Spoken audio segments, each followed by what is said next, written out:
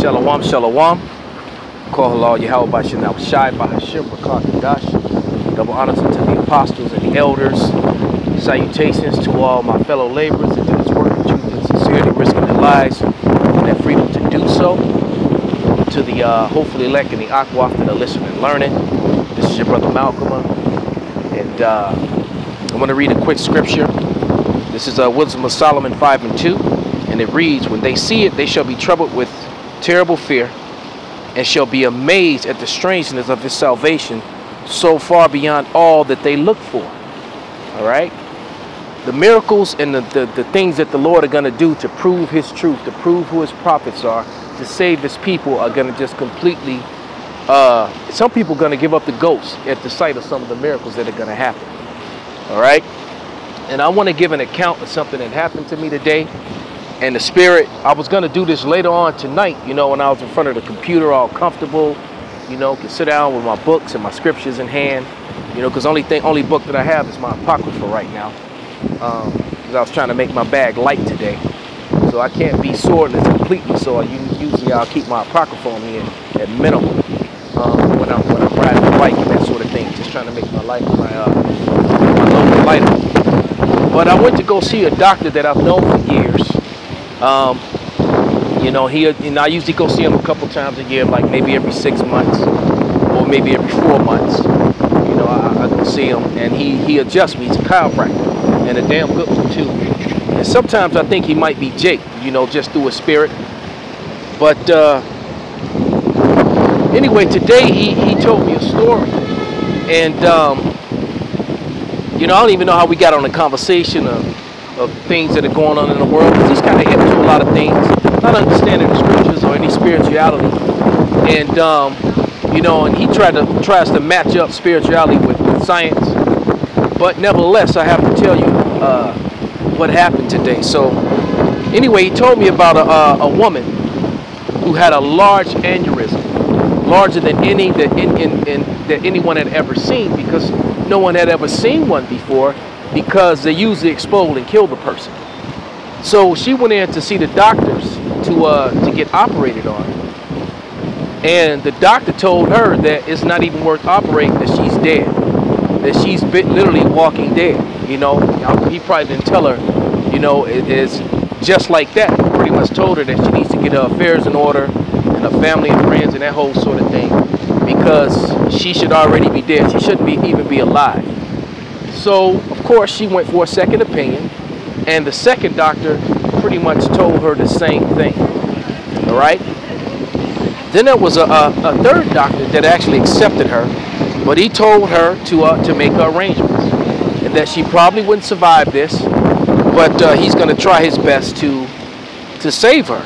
And, you know, through some miracle of the Lord, the woman actually made it through it.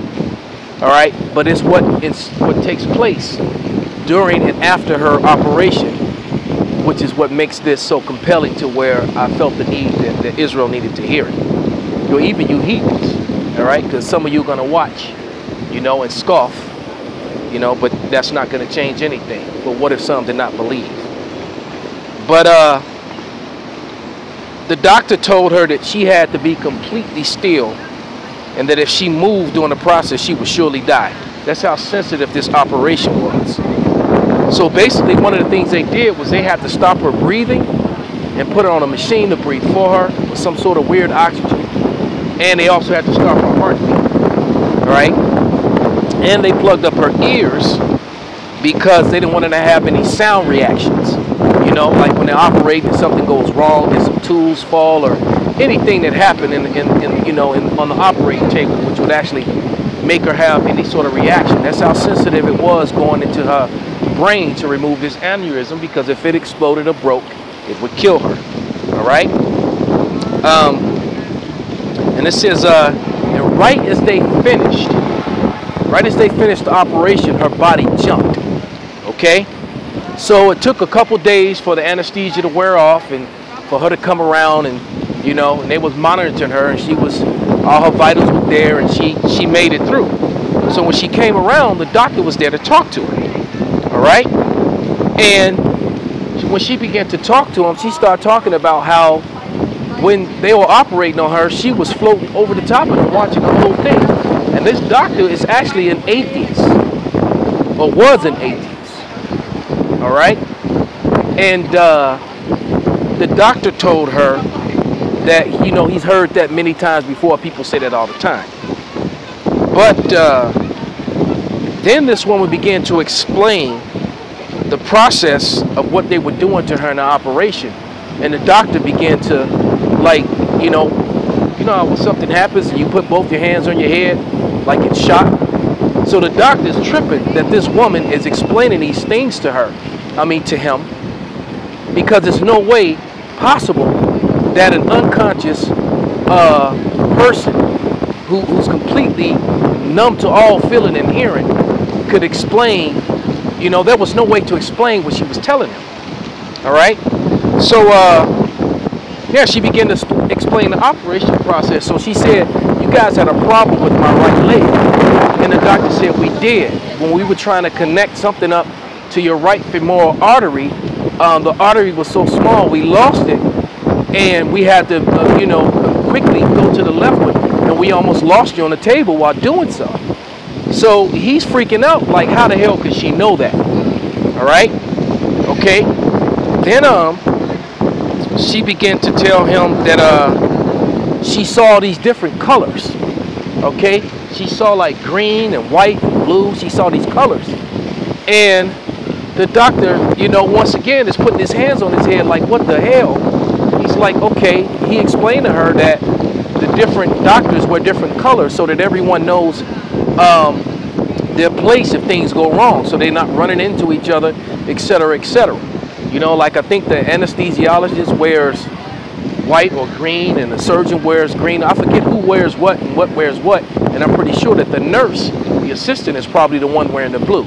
But, which I didn't know that. That was interesting, a little tidbit of information to find out. But because the average person does not know that. I didn't know that. All right.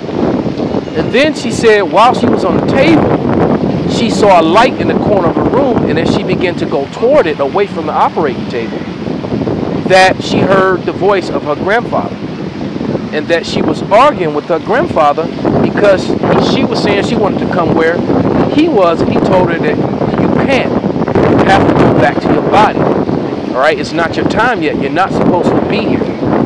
And she asked the doctor if that light was God. So he is like completely tripping. And she said, and what happened was her grandfather pushed her back into her body, all right? Which is right around the time that her body jumped when they finished. And they had just finished the operation, and all of a sudden she had a reaction. Had she jumped or moved when they were operating on her, she surely would have died. So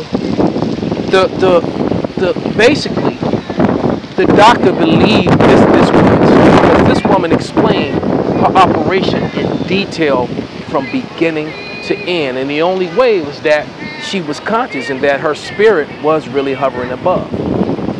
All right, and so he said, well, if her spirit was hovering above, then that really does have to be a God, and there is a power. His name is Yahweh, and he's coming to deliver his people. He's sending his son to deliver his people and take down all the rulerships and power structures of the earth, all right, with great violence, all right, and place his people. And the strangeness of our salvation will be so horrific, so wonderful, but yet horrific, that people literally are going to give up the ghost. So with that, that's just something that I much needed to share. It was so heavy on my spirit. Call halal Yahweh B'Shem Shai B'Hashem Rakakadash Wa Abad B'Bal.